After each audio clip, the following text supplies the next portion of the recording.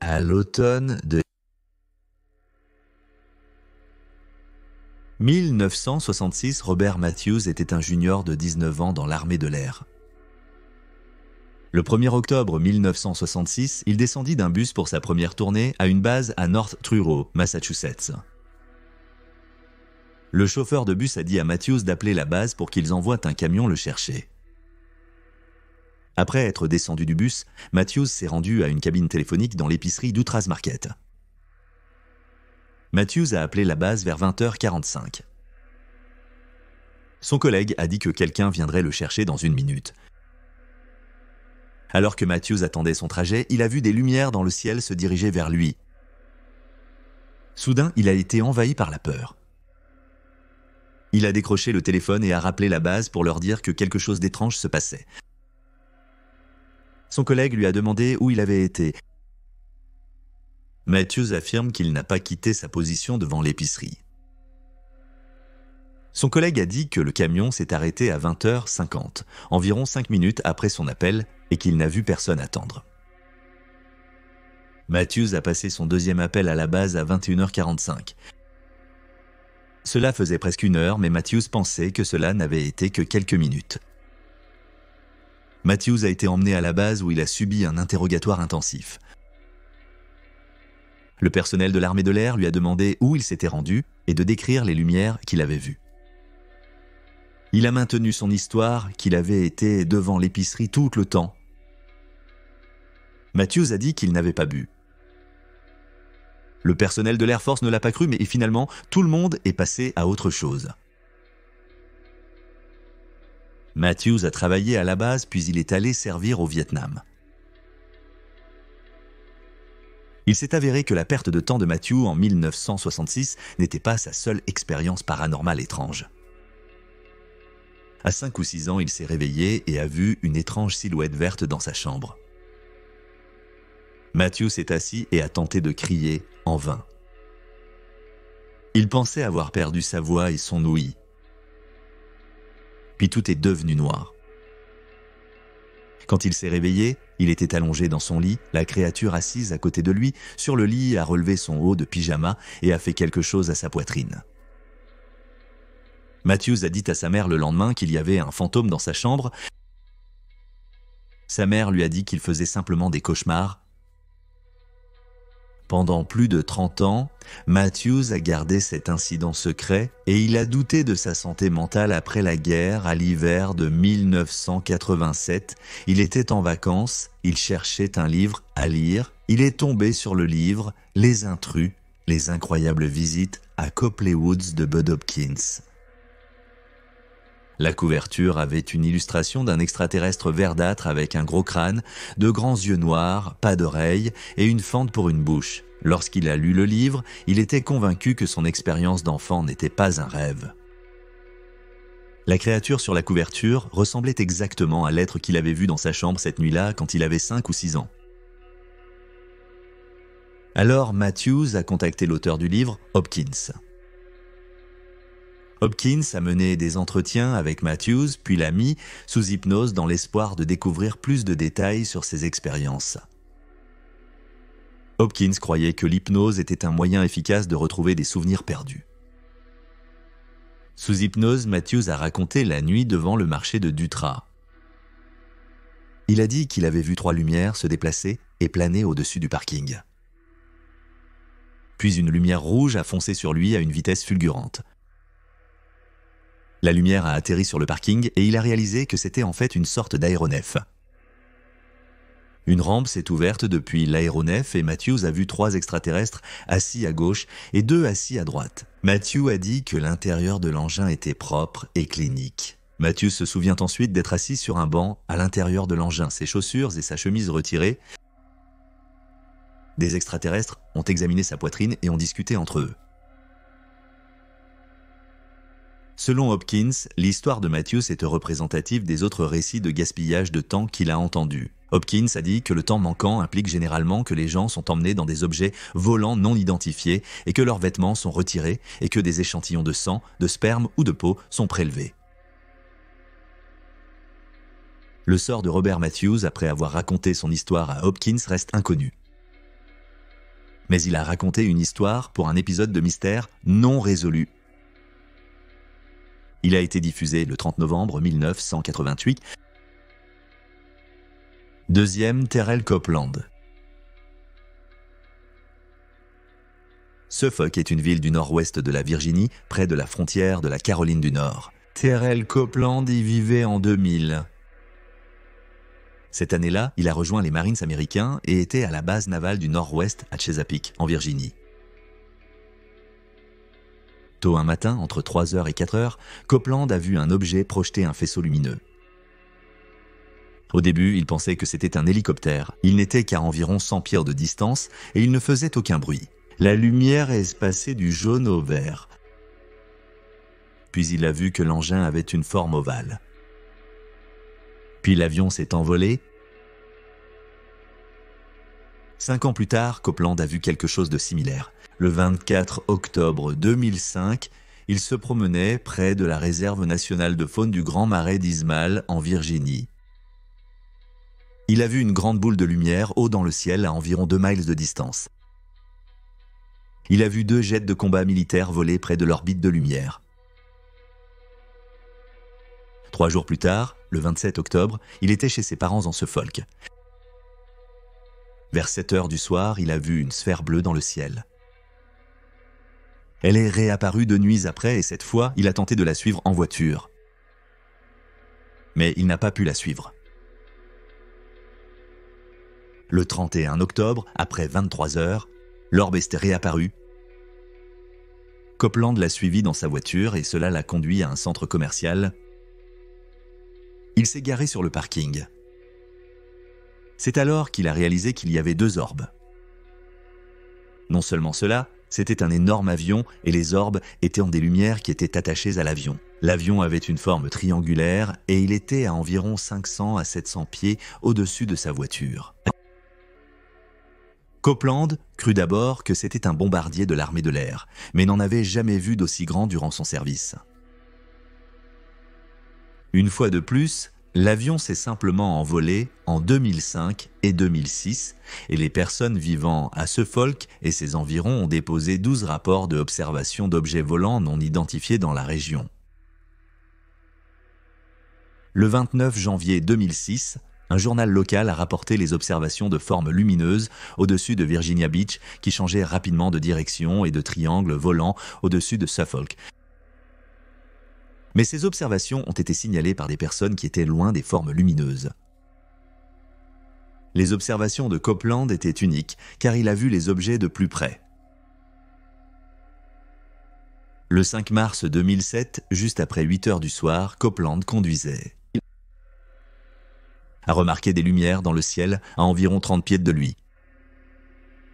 2 objets flottaient à un endroit puis ont commencé à changer de couleur. Il a attrapé son téléphone et a commencé à filmer. Coburn pensait que l'orbite changeant de couleur communiquait avec l'autre orbite. Coburn a vu un hélicoptère militaire voler vers les orbites et soudainement, les orbites ont disparu. Il a posté sa vidéo sur YouTube. Après son expérience, un prétendu entrepreneur militaire s'est présenté chez lui. On a demandé à Copeland s'il était prêt pour la vérité. La personne a dit qu'elle avait une relation personnelle avec les extraterrestres. Après quelques heures de discussion, la personne est repartie. Copeland a fait une sieste sur le canapé. Il s'est réveillé au bruit de quelqu'un tentant de s'introduire chez lui. Il pouvait voir la porte immobile et entendre des grattages à la porte. Il voulut attraper son arme posée sur la table. Mais paralysé, il ne pouvait bouger que les yeux. Il a entendu une voix derrière la porte. « Tu n'as pas besoin de cette arme. Nous ne te ferons pas de mal. » Quand Copeland a finalement pu bouger, il a ouvert la porte et il n'y avait personne. Pendant les 2 prochaines nuits, Copeland s'est réveillé à 3h08 du matin. Avant qu'il ne puisse cligner des yeux, son réveil sonnait et il était déjà 5h30. En 2 nuits consécutives, il avait perdu 2 heures d'une manière ou d'une autre. En février 2008, il se souvint soudainement de partie de ses expériences de temps perdu. Il se souvint s'être endormi puis s'être soudainement réveillé dans une grande salle à manger. Tout était blanc et des êtres qui ressemblaient à des humains étaient en train de manger. Copeland portait toujours son pyjama. Il pensait qu'il faisait un rêve. Mais plus tard, de retour chez lui, il a constaté que les haut-parleurs sur ses rebords de fenêtre avaient été déplacés. Il croyait que les extraterrestres avaient fait bouger les haut-parleurs pour le faire passer par la fenêtre et l'embarquer dans leur vaisseau. Une autre fois, il se trouvait avec une femme sans traits humains. Elle avait les yeux noirs et un crâne allongé. Son prochain souvenir est de faire signe à un engin cylindrique depuis son balcon. Terrell Copeland est apparu dans l'émission TV Chasseur d'objets volants non identifiés. L'animateur de l'émission a dit à Copeland qu'il était probablement un hybride alien-humain qui était préparé pour rencontrer ses parents aliens. Copeland a dit qu'il était surpris, mais pas tant que ça. Copeland dit qu'il a un trouble sanguin, c'est pourquoi il n'est plus dans l'armée. Le sang de Copeland contient des quantités excessives d'une enzyme appelée créatine kinase. Copeland a 10 fois plus de cette enzyme par rapport à la personne moyenne. Mais il n'a jamais reçu de diagnostic, il a donc été libéré des Marines après 2 ans de service. Soi-disant, il est courant que les personnes qui vivent bien des apparitions comme Copeland aient des troubles sanguins comme celui qu'il a.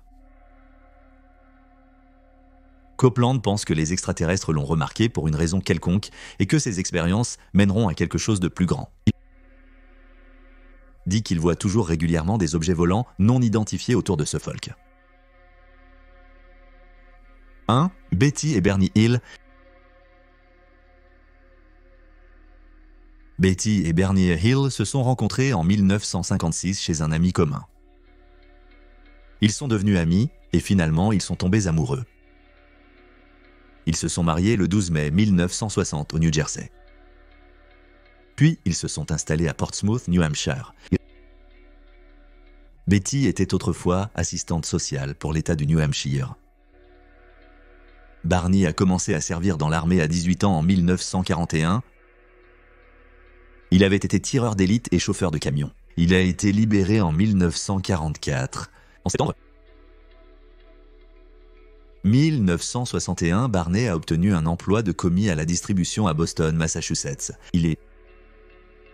Il faisait la navette entre Portsmouth et Boston pour le travail. En septembre 1961, Barney a demandé quelques jours de congé pour surprendre Betty avec un voyage aux chutes du Niagara à Montréal.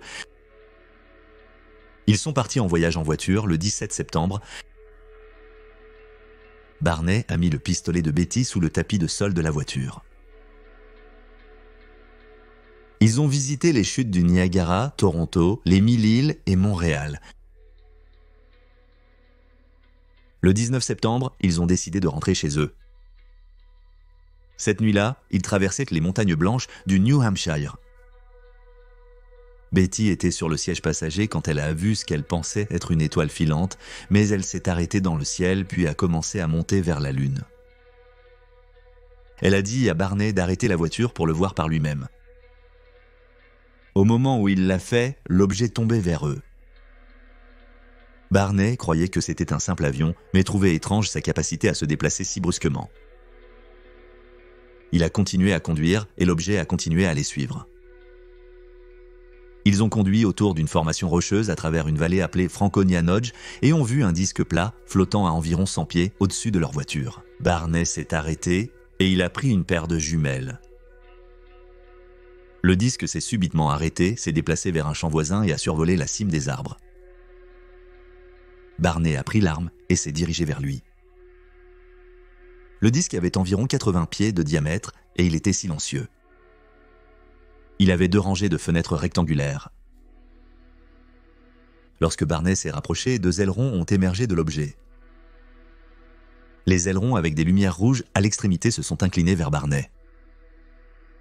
Barney voulait pointer le pistolet sur l'engin, mais quelque chose l'en empêcha et il ne put que l'observer avec les jumelles. À travers les jumelles, Barney a vu 8 à 11 silhouettes l'observer par les fenêtres. Ils avaient une allure humaine portant des uniformes et casquettes noires. L'engin a commencé à descendre vers lui. Barney s'est enfui mais l'engin l'a rattrapé et volait directement au-dessus de lui, produisant des tonalités bourdonnantes et rythmiques. Barney a rejoint la voiture et ils sont partis, mais ont entendu à nouveau des bourdonnements plus loin sur la route. Ils ont vu un immense globe rouge et orange sur la route, mais n'ont pu identifier ce que c'était. Ils sont rentrés chez eux à Portsmouth et ils s'attendaient à ce qu'il soit 3 heures du matin, mais soudain, le soleil se levait et il était 5 heures du matin. Ils ont, d'une manière ou d'une autre, perdu 2 heures. En entrant chez eux, Barney a dit que c'était l'expérience la plus incroyable de sa vie. Ils se sentaient tous les deux calmes, paisibles et détendus. Ils ont pris une douche et sont allés se coucher. Le lendemain matin, ils sont allés dans 2 pièces différentes et ont dessiné l'objet qu'ils ont vu. Leurs dessins avaient des détails très similaires. Betty et Barney ont tous deux remarqué que leurs montres ont cessé de fonctionner quelque part entre le 19 septembre lorsqu'ils ont vu l'objet volant non identifié et le lendemain matin. Le pantalon de Barney avait des morceaux de plantes dessus et les chaussures qu'il portait la veille étaient éraflées. La sangle en cuir de ses jumelles était cassée. La robe de Betty était déchirée. Le coffre de leur voiture avait des taches brillantes qui n'étaient pas là auparavant. Betty a raconté à sa sœur Janet ce qu'elles avaient vu. Janet a consulté un voisin en qui elle avait confiance qui était un ancien chef de police. Il a suggéré que Betty et Barney signalent leur observation à la base aérienne de Peace. Betty a appelé la base à Newington, New Hampshire, le 21 septembre 1961. Betty et Barney ont décrit l'objet volant non identifié, mais Barney a omis la description des créatures car il avait peur d'être jugé. Un officiel de l'armée de l'air a envoyé leur rapport au projet Blue Book. Le projet Blue Book était l'enquête de l'armée de l'air des États-Unis sur les objets volants non identifiés. Le projet a duré de 1947 à 1969. 12 618 observations d'objets volants non identifiés ont été signalées au projet Blue Book. La plupart étaient explicables, mais 701 observations ont été jugées inexpliquées. Le projet Blue Book suggérait que les objets observés par Hill étaient probablement d'origine naturelle comme des phénomènes météorologiques. Ils ont également dit que la source des lumières était inconnue par les caractéristiques d'un projecteur publicitaire. Les projecteurs publicitaires attirent de l'attention sur les premières de films, les grandes ouvertures et les événements. Les projecteurs peuvent envoyer de la lumière à des kilomètres dans les airs. Mais dans le cas des Hills, ils ont vu les lumières à 11 heures du soir pendant une saison creuse dans une zone à très faible population. Finalement, le projet de Blue Book a conclu qu'il n'y avait pas assez de données pour tirer une conclusion. Mais quelqu'un dans l'armée de l'air a vu quelque chose d'étrange les mêmes nuits que les SEALs. Un rapport d'un contrôleur aérien décrit un personnel de l'armée de l'air qui a vu un aéronef non identifié sur le radar à 4 miles de la tour de contrôle. L'aéronef est arrivé à une demi-mile de la tour, puis le signal radar a disparu. Le projet Blue Book a eu une autre détection radar d'un objet non identifié volant de manière erratique depuis North Concord, Vermont le. L'observation a eu lieu le 18 septembre 1961 à 5h22. C'était moins de 6 heures avant que Betty ne voie l'objet volant non identifié et c'était à environ 17 miles de l'endroit où elle a vu l'objet volant non identifié. Le rapport conclut qu'il s'agissait probablement d'un ballon météo. Mais d'autres dans l'armée de l'air ont dit que cela devait être un gros avion. L'objet s'est dirigé vers le nord-ouest puis le sud, suivi pendant 18 minutes. Un ballon météorologique aurait voyagé dans la direction ouest-est avec le flux du courant Jetta. Le courant jet est un vent rapide à haute altitude. L'objet sur le radar a voyagé à contre-courant. Certaines personnes croient que c'est que l'armée de l'air cachait quelque chose. Les Hills ont partagé leur observation avec leurs proches. Ils ont également contacté des organisations qu'ils pensaient être en mesure d'expliquer ce qui s'était passé. comme le Comité national d'investigation sur les phénomènes aériens ou National Investigations Committee on Aerial Phenomena. Quelques organisations ont interrogé les Hills et ont rédigé des rapports sur leurs observations. National Investigations Committee on Aerial Phenomena a publié un rapport intitulé « Une rencontre dramatique dans les montagnes blanches, New Hampshire ». Au cours des mois suivants, les Hills sont retournés plusieurs fois dans les montagnes blanches dans l'espoir de se souvenir de plus, surtout à propos de ces 2 heures manquantes. De retour chez eux après une visite, ils ont été choqués par leur découverte. Un tas de feuilles séchées trônait sur leur table de cuisine. Sous les feuilles se trouvaient les boucles d'oreilles que Betty portait la nuit où ils ont vu l'objet volant non identifié. Non. Personne d'autre qu'eux n'avait les clés de leur maison. Dans les années qui suivirent, Barney consulta un psychothérapeute. En 1963, les membres de la famille posèrent des questions à Barney pour l'aider à raviver sa mémoire sur ce qui s'est passé pendant ces 2 heures perdues la nuit où ils ont vu l'objet volant non identifié. Soudain, il se souvint des hommes sur la route leur faisant signe d'arrêter la voiture. Le moteur de la voiture est tombé en panne, puis les hommes d'un seul se sont approchés de la voiture avec une démarche qui ne semblait pas humaine. Cela n'explique toujours pas comment ils ont perdu 2 heures cette nuit-là. Donc, en 1964, Barney et Betty ont décidé d'essayer l'hypnose pour récupérer des souvenirs de cette nuit-là. Pendant les séances, Betty a raconté les cauchemars qu'elle avait. Dans un cauchemar, elle a vu des créatures ressemblant à des humains. Ils étaient vêtus de pantalons bleu marine et de courtes vestes avec des casquettes militaires. Dans ces cauchemars, ils l'ont emmenée, elle et Barney, à un avion atterri dans les bois où ils ont subi des examens physiques. Le leader des créatures pouvait parler anglais, mais il avait un accent méconnaissable. Ces créatures prélevaient des échantillons de rognures, d'ongles, de cérumen, de peau et de cheveux. La robe de Betty a été enlevée et une longue aiguille a été insérée dans son nombril. Les créatures ont été incrédules en retirant les dentiers de Barney, mais n'ont pas pu retirer les dents de Betty. Plus tard dans le cauchemar, Betty a demandé au chef des créatures un souvenir pour prouver sa santé mentale.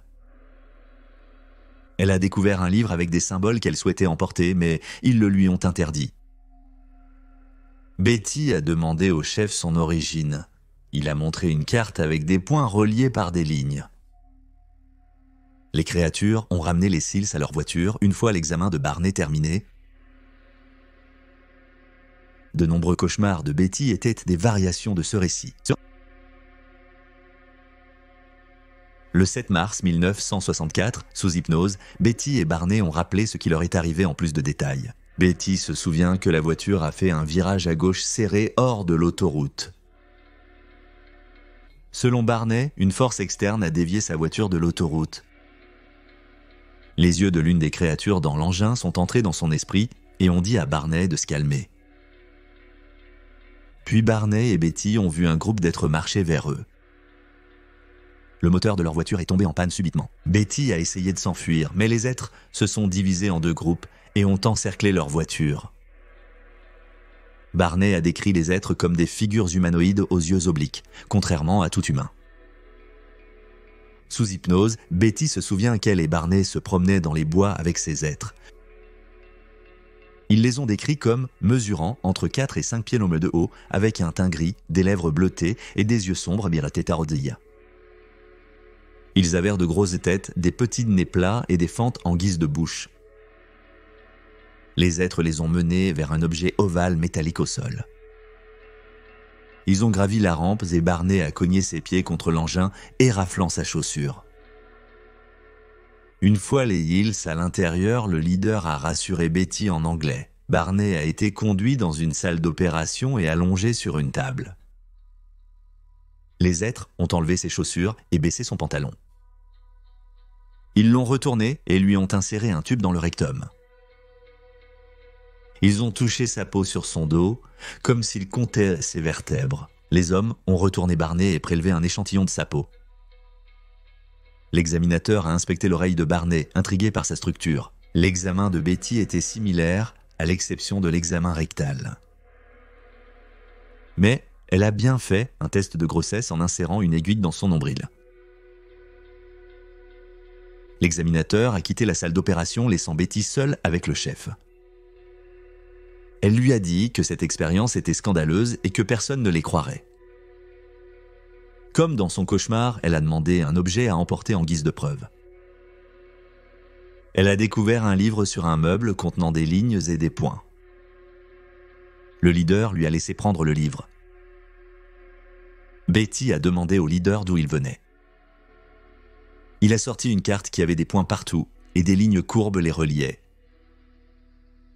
Elle a demandé où sur la carte il vivait. Le leader a dit que si vous ne savez pas où vous êtes, cela ne servirait à rien que je vous dise où je suis. L'examinateur est revenu dans la pièce avec les dentiers de Barney. Il a examiné les dents de Betty. Elle n'avait pas de dentier et les créatures ne comprenaient pas pourquoi Barney pouvait retirer ses dents, mais pas elle. Betty a dit que parfois, quand les gens vieillissent, ils doivent donc faire remplacer leurs dents. Le leader a demandé ce qu'est la vieillesse. Betty a expliqué que les humains vivent généralement de 65 à 70 ans. Le leader n'a pas compris ce que cela signifiait. Une fois les examens de Barney terminés, il a été ramené à la voiture. Un autre membre de l'équipage a dit à Betty qu'elle ne pouvait pas prendre le livre comme le leader le lui avait promis. La créature a expliqué qu'il souhaitait effacer leur mémoire. Puis le leader a accompagné Betty jusqu'à sa voiture et Barney était déjà au volant. Barney se souvient d'une boule de lumière orange, puis soudainement, lui et Betty étaient dans l'obscurité. Barney et Betty ont ensuite pris l'autoroute principale. Ils sont arrivés à la maison à 5h20 du matin.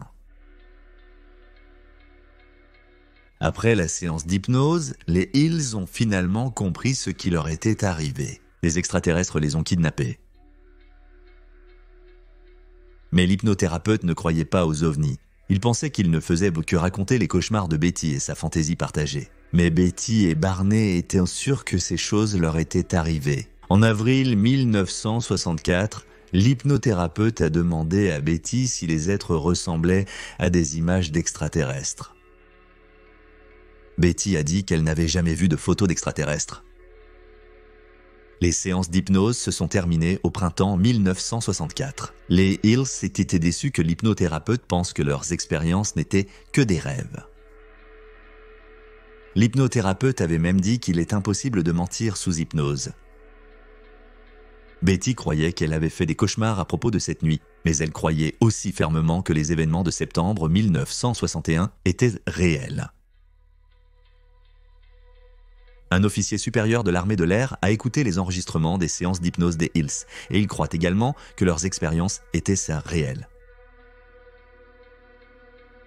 En septembre 1965, les Hills ont conduit vers les Montagnes Blanches et ont trouvé l'endroit de leur rencontre avec le barrage routier.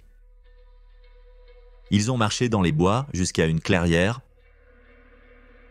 Ils ont découvert des traces de pneus de voiture et des arbres brûlés.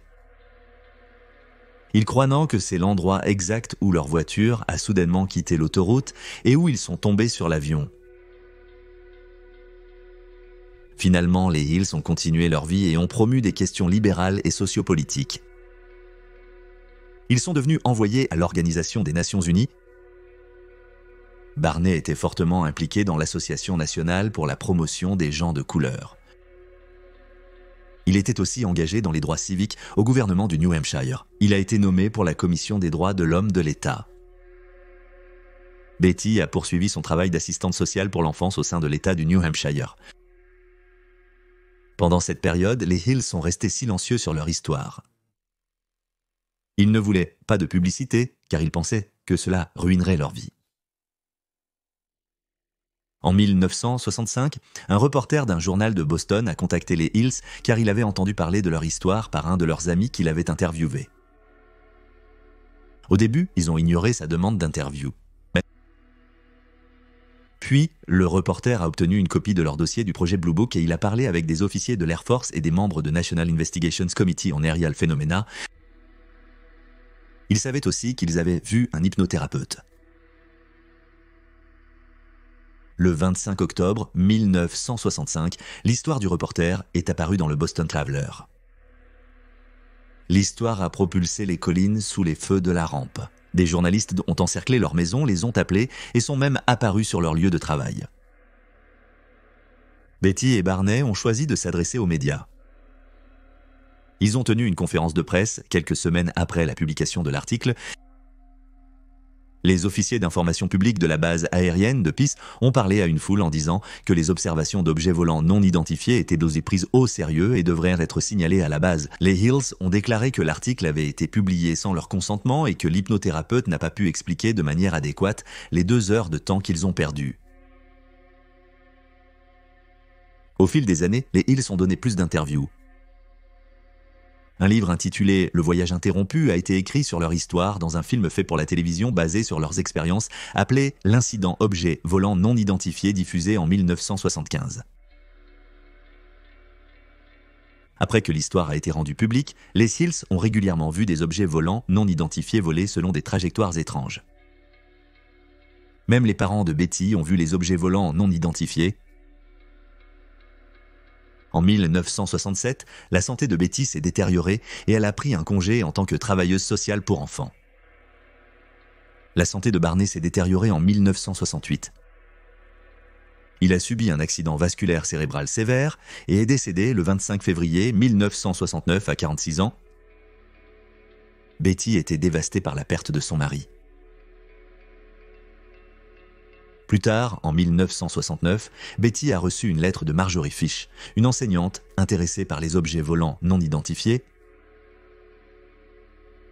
Sous hypnose, en 1964, Betty a dessiné la carte qu'elle a vue dans l'objet volant non identifié. La carte est devenue publique quand les médias ont appris l'histoire. Fish aimait localiser les étoiles sur la carte de Betty. Après de nombreuses recherches, Fish a trouvé un seul motif d'étoile correspondant à la carte de Betty. Cela est le ciel vu d'une planète où étaient les étoiles des données de réticule. Le magazine Astronomy a publié plusieurs articles sur la carte et l'expérience de Hill dans les années 70. La santé de Betty s'est détériorée en 1975 et elle a pris sa retraite à 56 ans. En 1995, Betty a écrit et autopublié un livre intitulé « Une approche de bon sens aux objets volants non identifiés ». Elle a écrit sur ses recherches sur les objets volants non identifiés et ses observations. Betty Hill est décédée d'un cancer le 23 octobre 2004 à l'âge de 85 ans. Les Hills ont toujours cru qu'ils avaient été enlevés. Ils ont passé leur vie à faire des entretiens avec des scientifiques et des personnes de cette organisation pour approfondir la recherche sur les objets volants non identifiés. On dit que leur récit est la première abduction extraterrestre largement médiatisée. Merci d'avoir regardé cette vidéo. Nous espérons que vous l'avez trouvé intéressant. Si vous l'avez trouvé intéressant, assurez-vous de vous abonner. Nous aurons une nouvelle vidéo sur le paranormal chaque semaine. Si vous découvrez cette chaîne, consultez aussi notre autre chaîne de Criminally Listed. Nous avons plus de 325 vidéos présentant des histoires de crimes étranges, mais vrais. Vous pouvez la trouver sur la chaîne YouTube Criminally Listed. Nous avons aussi un podcast Criminally Listed présente Into the Killing sur les affaires non résolues qui ont finalement été élucidées. Vous pouvez le trouver sur Stitcher, Spotify, Amazon Music et partout où vous trouvez de superbes podcasts, mais c'est tout pour aujourd'hui. Merci encore d'avoir regardé.